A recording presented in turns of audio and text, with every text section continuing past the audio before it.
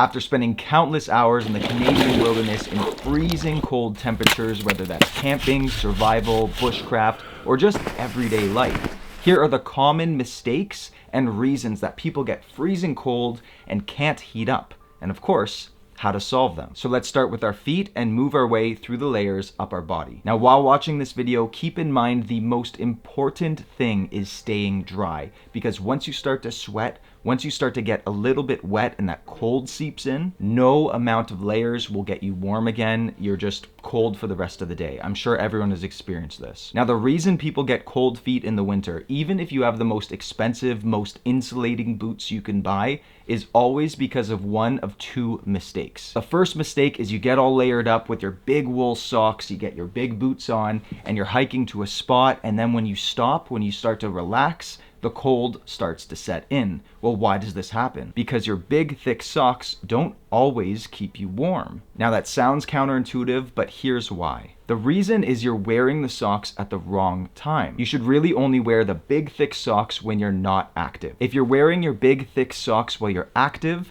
your feet are gonna sweat. There's no two ways about it. So while yes, merino wool and synthetics are good at wicking that water away from your foot and away from your skin, that moisture is still sitting in the sock. It can't evaporate through your boot, which means when that ambient temperature, that coldness starts to get your boot cold, it'll translate into your sock and make your toes cold. So how do we avoid it? Well, whenever you're in an active state, you're gonna wanna wear only a thin liner sock, not your biggest pair of wool socks. So for instance, you're going for a hike or you're putting on your snowshoes. Yes, at the beginning, your feet will be a little bit colder. You just have this liner sock on. But as you start moving, your body temperature is gonna heat up, and then you won't feel that coldness anymore. But the most important thing is with a layer like this, your feet are not gonna sweat in the first place. I use these kind of strange toe socks made out of merino wool, but you could use any type of thin liner sock so your feet won't sweat. Now, when you get to your site or you stop moving and you stop being active, that's the time to throw on that thick sock because you wanna now capture the body heat. Your body's not gonna be producing anything else, so now you want the insulation. If that liner layer did soak through with sweat, just take that one off and put just this big sock on. It'll be nice and dry and it has the insulation now. Now, the second mistake people make is not getting the right boot size. If you have a perfectly fit boot, like you have your big sock on and your toes are nice and snug right against the outside of that boot, that actually is gonna make you colder. And that's because your feet are too constricted. There's no blood flow going to your toes. So the general rule of thumb, when you're buying a pair of winter boots, buy them one size bigger than you need. And the best thing you could do when you go to the store to buy your boots, bring your thick winter socks. Put those on and walk around in the boot and make sure your toes have a little bit of wiggle room. Those two things alone will keep your feet so much warmer. But here's a bonus. If you know you're gonna be active and then stop for a good amount of time where your feet are gonna get cold, and then resume activity after that, and you don't really have time to change your socks, or maybe you're not bringing a pack to do it, this one tip will prevent your feet from sweating. It's using antiperspirant on your feet. Now, some people don't like using antiperspirant at all, and that's okay, but for those that don't mind, this is a great tip for anyone that doesn't have the time to change and put on that bigger layer sock. If you're gonna be active and then stop for a while and your feet get cold and then active, etc., etc. Now, another mistake that most people make, it catches almost everyone off guard. You've got your synthetic or merino wool base layer, you're feeling good, but you forgot that you have cotton underwear on. Now, cotton is the one material that's really not good in the cold, and most underwear is made of cotton. While materials like synthetic or merino wool will wick away moisture from your skin, and merino wool actually has the added feature of retaining some heat even when it's wet, cotton does the total opposite. Cotton will get saturated, and then any cold will just make you infinitely colder. So there's two solutions, one more expensive than the other.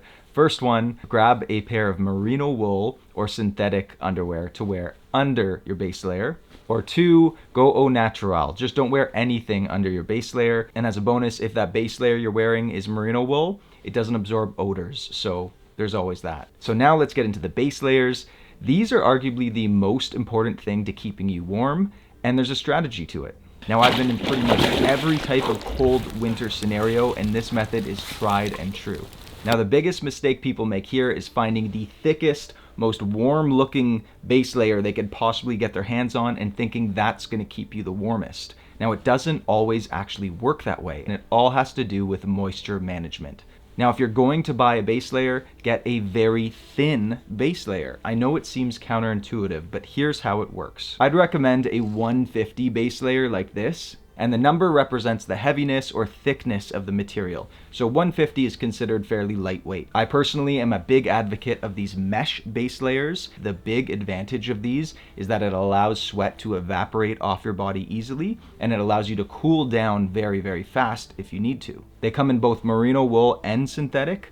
Both of them are great. I have a dedicated video on what makes the mesh so good. I'll link that at the end if you're interested. But the strategy behind this, the strategy behind having a thin base layer is the same as with the socks in the boots. When you're hiking, when you're active, you don't want to be sweating, because when you sweat, you get colds and you can't get warm after that. So the light base layer is the key. You only want to wear that, sometimes with your shell over top, while you're active, while you're snowshoeing, hiking, outside, shoveling the driveway, going on a long camp. And then when you stop, when you're no longer active anymore, that's the time to throw on that thicker base layer. If you haven't sweat through the bottom one, you could throw the thicker one just over top of that. Or if you did happen to sweat through that light one, now's the time that you throw on the heavy one, change that thing out completely, and that'll keep the warm in.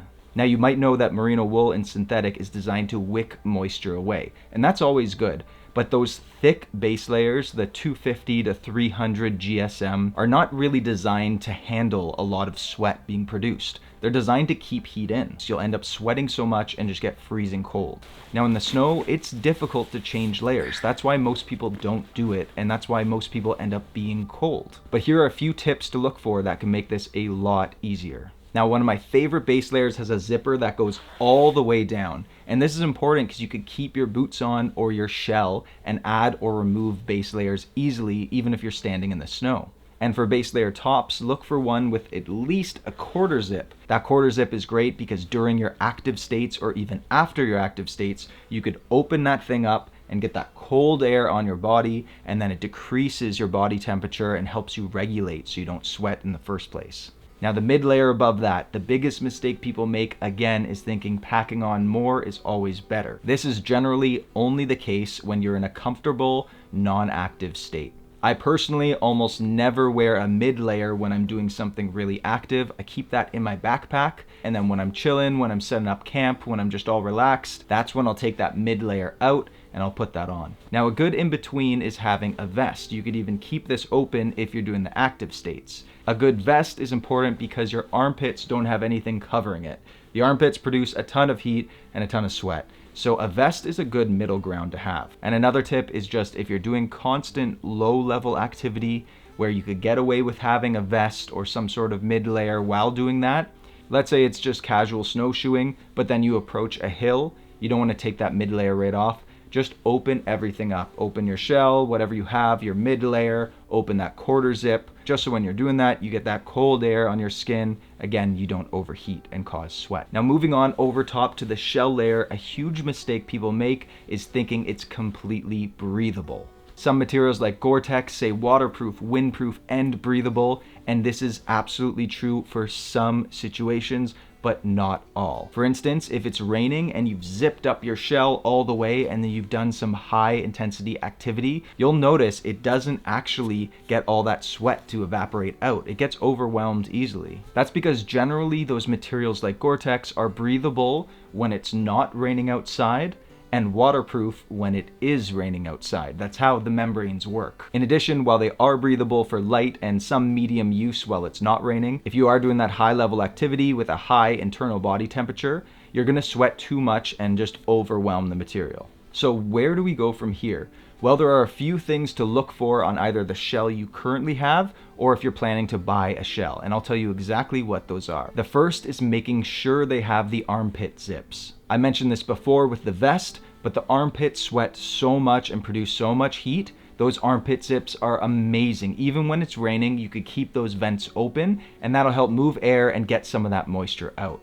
The second thing to look for is some of them have side zips all the way up. These are a great feature. If you're wearing a backpack with a waist belt, you could put that waist belt underneath them, for one. And for two, it's a great way for passive cooling. Now, there also is another type of shell called a soft shell.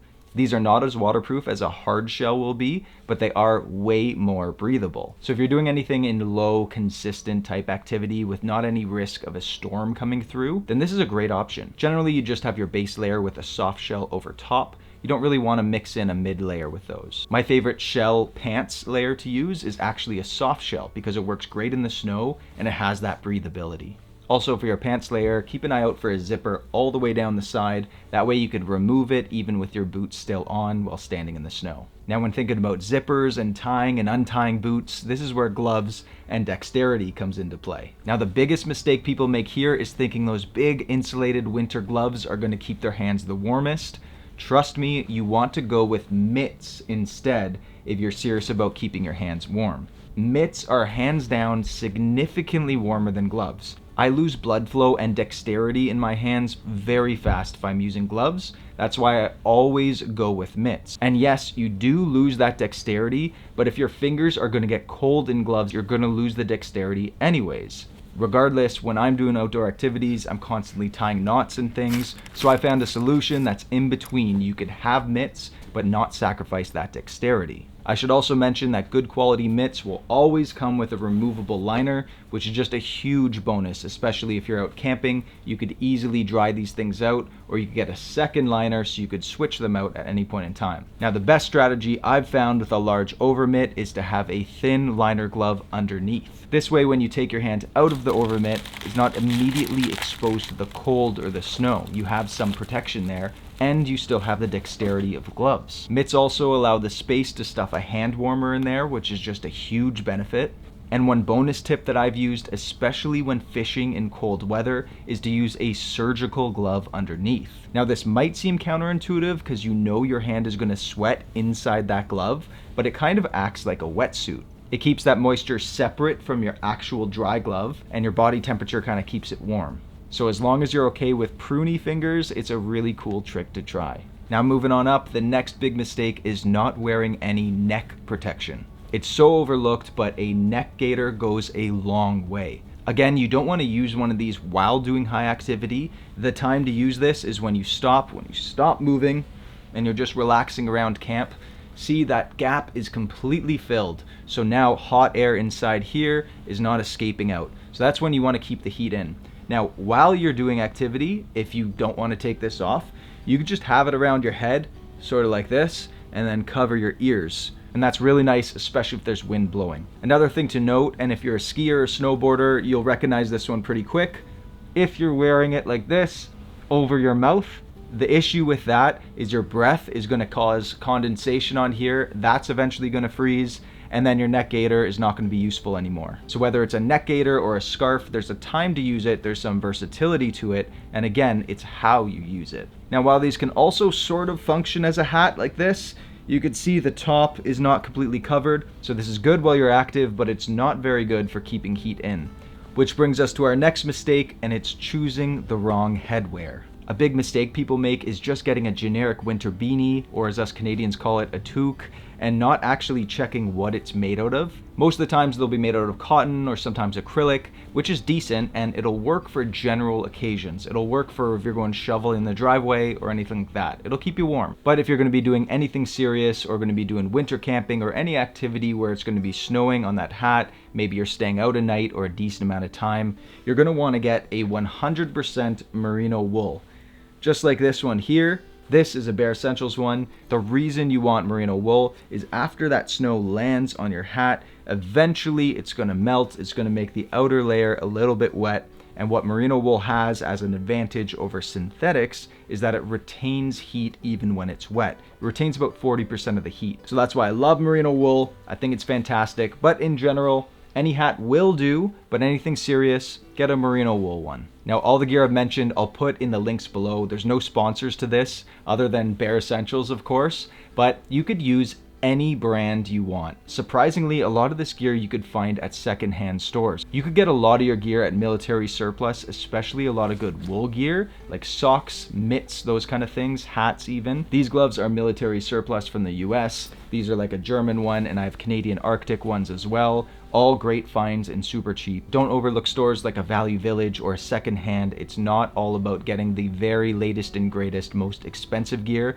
Just follow the principles in the video and you'll stay warm. If you like this video, check out my others. I have some deep dives on a lot of technical outdoorsy things. I'm your friend DJ from the Bare Essentials, and thanks for stopping by.